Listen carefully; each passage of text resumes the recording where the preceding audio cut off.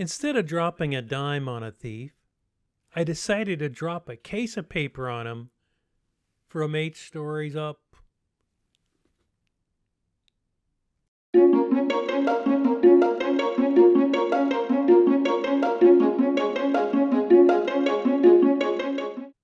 Hello and welcome. Thank you for spending some of your time with me and my gang of 9 today. My name is Raymond Schaff, and I'm the author of Confessions of a Level 9 Nerd. You can buy a copy at Amazon.com right after watching this video. Then, when the book arrives, read it. When you're done reading it, place it somewhere close to your front door that's easy to get to for the following reason. The next time someone comes knocking on your door and tries to sell you something, just grab my book and hand it to them while saying, "I didn't want you to leave empty-handed," as you close the door and escape their clutches. I have included all the requirements for being a level 1 through level 9 nerd at the end of this video for you to determine your current nerd level. Take a moment to enjoy the weather today. Then sit back, get comfortable, and join us as we drop down through Chapter 7. A paper trail from the top down. My job was to fly solo on the graveyard shift, keeping the company's new IBM System 360 Model 30 mainframe computer on course and on time.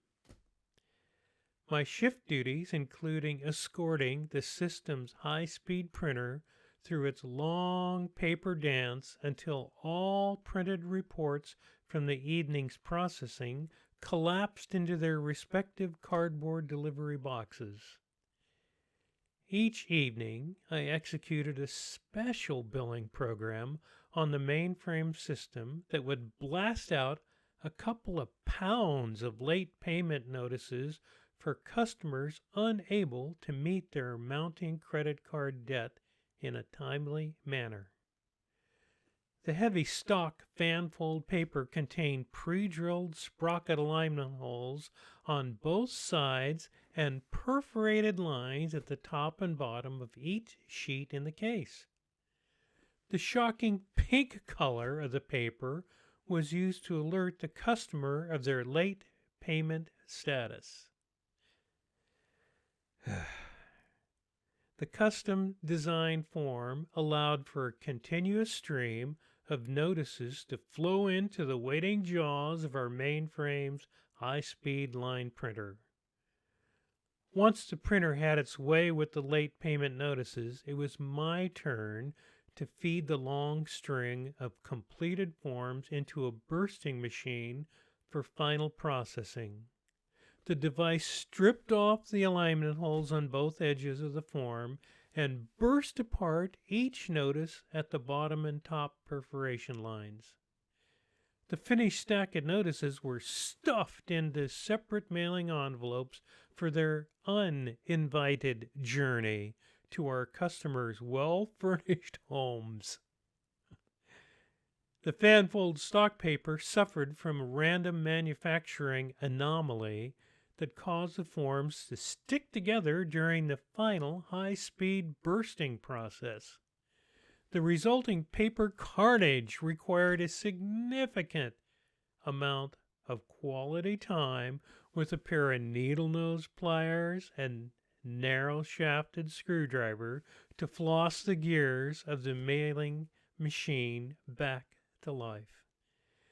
To eliminate the sticking and jamming issues that plagued the infernal machine, I altered the way I handled the late payment notices.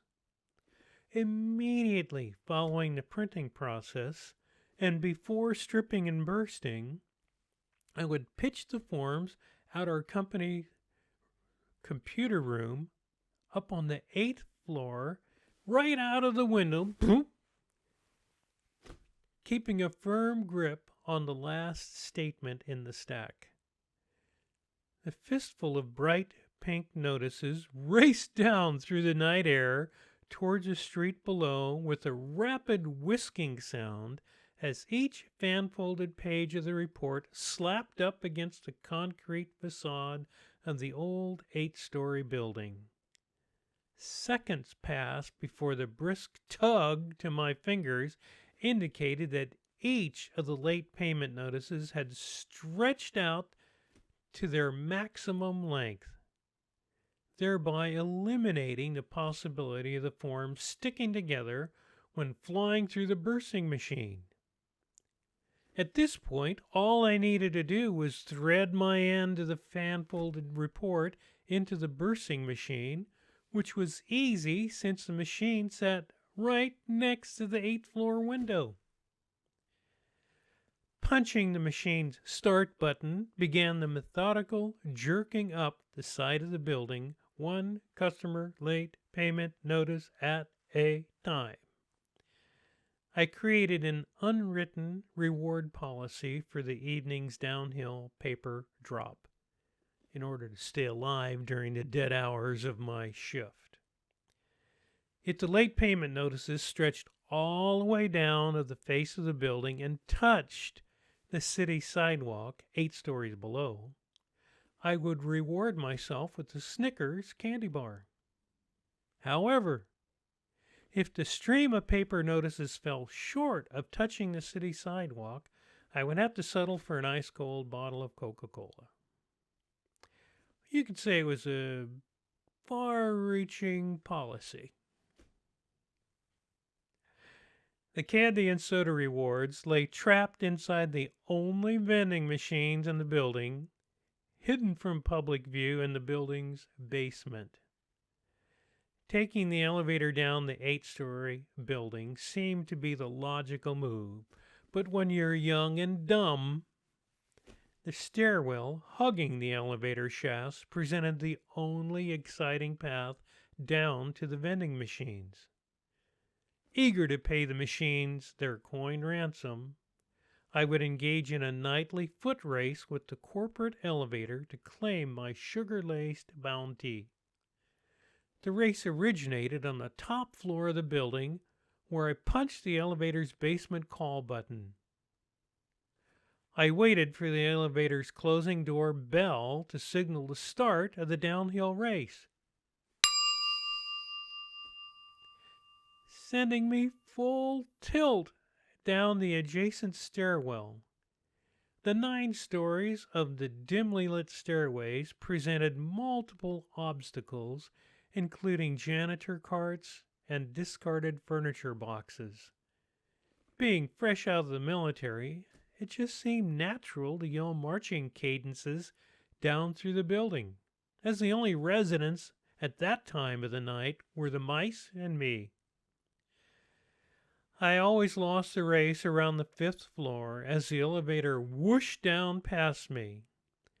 The fact that I made it to the bottom without breaking any of my bones was reward in itself, not to mention the fact the elevator was waiting at the basement to haul me back to the top floor. One moonless evening, I popped open the computer room's 8th floor exterior window to perform my toss and watch report before catching a glimpse of an adult male loitering on the sidewalk 8 stories below. Using a long, narrow knife, he was systematically breaking into the unguarded parking meters that uniformly lined the street below me. I guess he figured it was okay to steal coins from the silent parking meters if the dark streets were dead empty.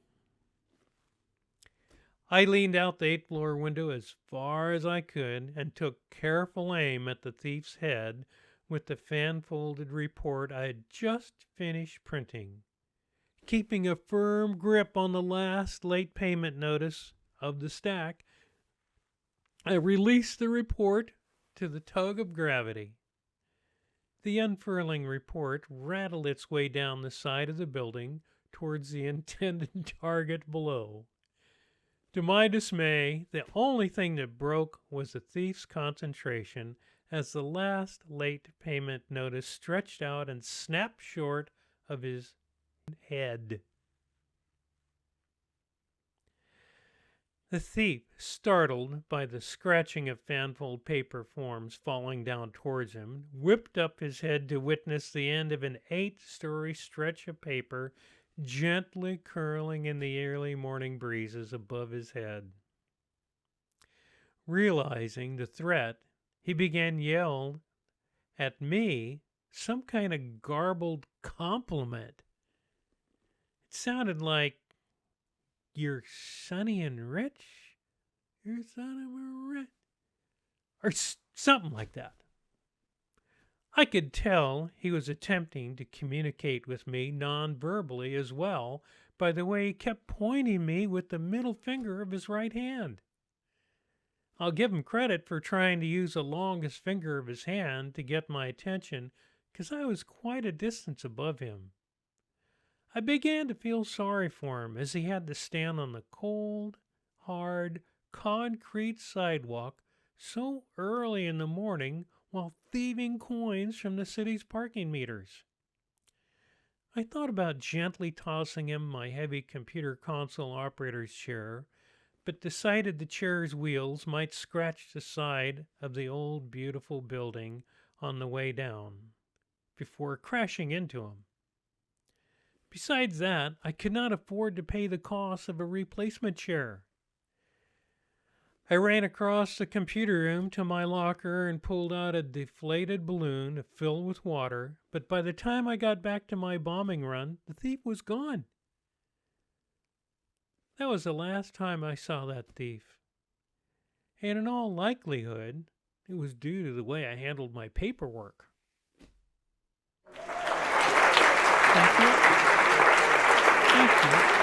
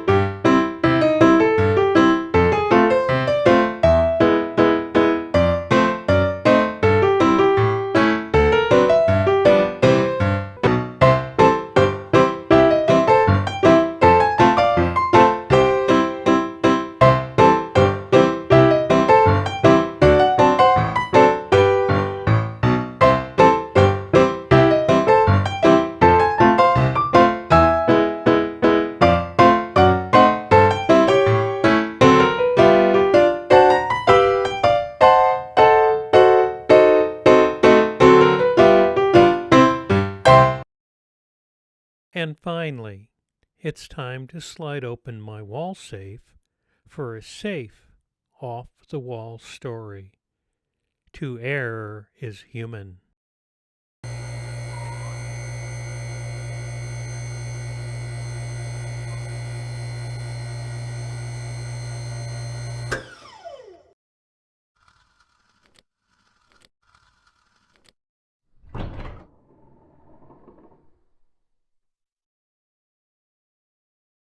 A long, long time ago, in a superior court far, far away, a judge's research attorney hated the fact that she had to give up her beloved electric typewriter for a newfangled word processing computer. She was detail-oriented to a fault, demanding literal perfection with every single document she sent to her judge. Otherwise, heads would roll.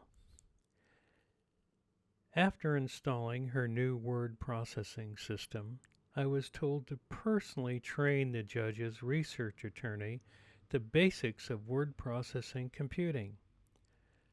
I spent a full 2 days sitting next to her in her office, trying to bring her into the modern era of computing. Her nonstop complaints about computing systems and how she was going to miss using her old electric typewriter dominated all of our conversations. It was during those 2 days I took notice of the fact that she had a bad habit of typing openon instead of opinion by dropping the second I from the word. This was because she literally typed too fast on her new keyboard. She constantly blamed the computer for making mistakes and told me word processing computers were a complete waste of her time. At the end of the second day of personally training the angry research attorney, I quietly altered the spelling correction program on her new word processor computer to accept the misspelled word openon as correct and not alert her of her keyboarding error. My error correction software change went unnoticed for a couple of days before she was admonished by her judge, who was even more anal retentive than her, for giving him documents containing the misspelled word opinion. I responded to her help desk emergency call and told her that for some reason only her new word processor computer had the bad spelling software, as all other word processing systems in the courthouse seemed to work fine. I reprogrammed the word processor spell checker program to flag openon as a misspelled word this time, and exited her office knowing I got a little payback for the 2 days of listening to her complain about my computers. This was a very funny short story in my Openon.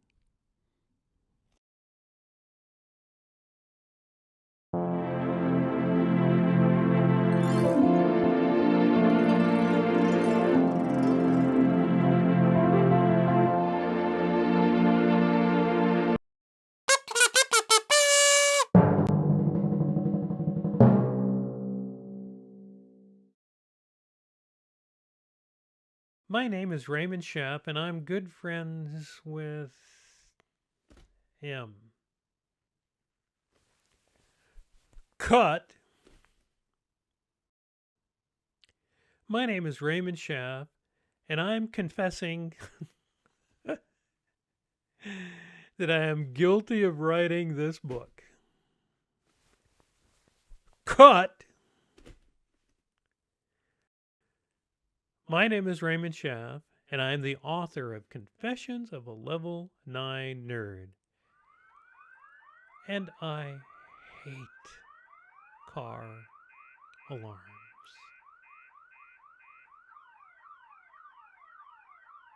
Really? Cut!